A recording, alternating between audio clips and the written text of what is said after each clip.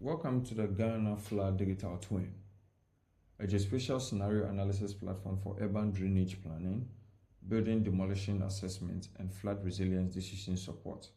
This is configurable to any area of interest within Ghana. This platform was designed and developed by Precision GIS and Technology Consultancy Limited in collaboration with Urban Geoplan, and it is built on and with Cesium. Let's launch the platform. Now, I have just created a very small area of interest around the Achimota area. So I can pretty much load my buildings 3D, and then you can do a zoom in and then you get to see. Now, you can see that we have 4 intervention scenarios. There could be more. Engineers can hit me up. So we have the current state. So that is whatever is currently existing. So if it rains right now at the current state, what happens given the current drainage and everything? Okay. Then we have engineered drainage. We have demolishing only, and then we have demolishing plus drainage, or demolition plus newly engineered drainages. So let me go back to the current state. I would switch this to the OSM for some reason, I think, or maybe I can work with the Bing area for now and then later switch to that. Now, I can simulate the flood. So I take it that, let's say it's going to rain 80 millimeters per hour, or it's raining or rained 80 millimeters per hour, and then say at the duration of 60 minutes. I can simply simulate a flood scenario here. So just observe. You can see that the flood extent will come all the way up and then it will dip down again. That is because now the current existing scenario takes effect, and so we take it that the current drainage that exists on the ground will have drained some of the water and then it will push it away. Okay, then with this I can also do a quick flagging of all the buildings that are along waterways or that are actually affected by the flood situation. Okay, I'll clear that. Then let's say that we want to now pretty much engineer drainage. So as a matter of fact, this is the current situation on the ground. So if I zoom in a little bit, then you get to see, this on the ground. So this is like the current flood situation in the area. Okay, so this is what we are seeing in that area. You can see these are all the blue patches are the flood zones, if you will. Now, at the end of the day, I could pretty much save this peak, right? And then I can decide that if I'm an engineer, let me plan a drainage. So what I'm going to do is that I'm going to draw a drain here, and then I'm going to also maybe create a proper drain here.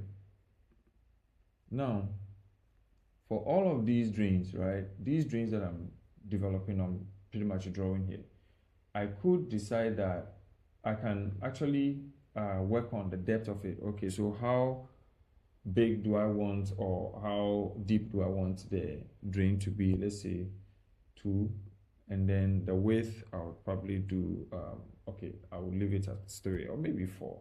Okay, and then the drain 1 I will do maybe 3, because it's at the roadside. I will probably do 3. Again, I'm not an engineer. The engineers can do better with this. Okay, now what I will do is that I will rebuild this, and then already I've switched my intervention scenario.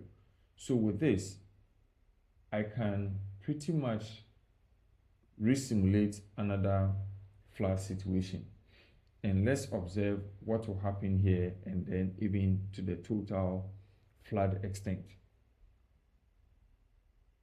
Let's observe it. Fantastic. Now you can see, if I save this peak also and I compare the two peaks, let's look at this. The current state that we ran, we had a flooded extent of 11.59 hectares. And for the engineered drainage, you see, we reduced this extent by 17%. The peak depth also went down slightly. The buildings affected obviously dropped down.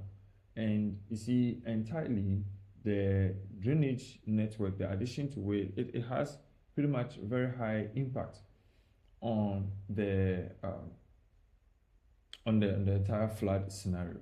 Okay, and we could also decide that, okay, we are going to do some selected demolition, and with this selected demolition, pretty much what we are saying is this: I could flag at this point all the affected buildings. Right now, affected building doesn't necessarily mean that the building is causing flood, but again, engineers, town planners, physical planning officers and all of that can look at it and say, okay, they want to clear some buildings, and with this they can actually do a click to demolish. So they could maybe demolish this building, they could just pick any building of their choice and demolish it, like these guys. Okay, they simply demolish them, and then they can stop the demolition. Once they are done demolishing, they can rerun the flood scenario and then see what really is happening again.